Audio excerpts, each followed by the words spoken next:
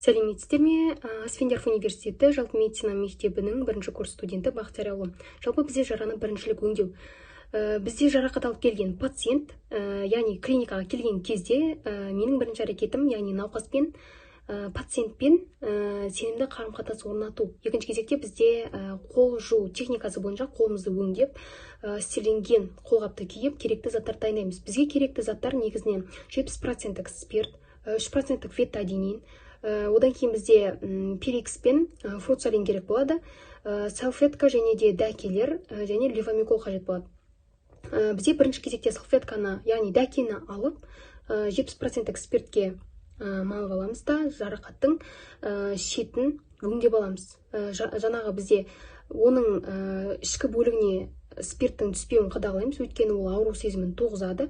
Екінші кезекте бізде 3% фетадининге салфетканы малып алып, жаңағы жараның жиегін сүртеміз. Ол бізде микробтарды өлтіреді. Үшінші кезекте бізде жаңа перикс болмаған жағдайда бізде фурцалинді қолданса болады. Периксті жараның ішкі бетіне тамызамыз. Ол кезде көпіршіктер пайда болады. Ол көпіршіктерді бізде құрғақ салфеткалармен сүртіп аламыз. Одан кейінгі кезекте бізде левомиколды жараның ішкі бөлігіне шағып, лейкопластырмен жауып қоямыз, немесе дәкемен орап қоюымызға болады. Бұл бізде жараның біріншілік өңдеу процесі.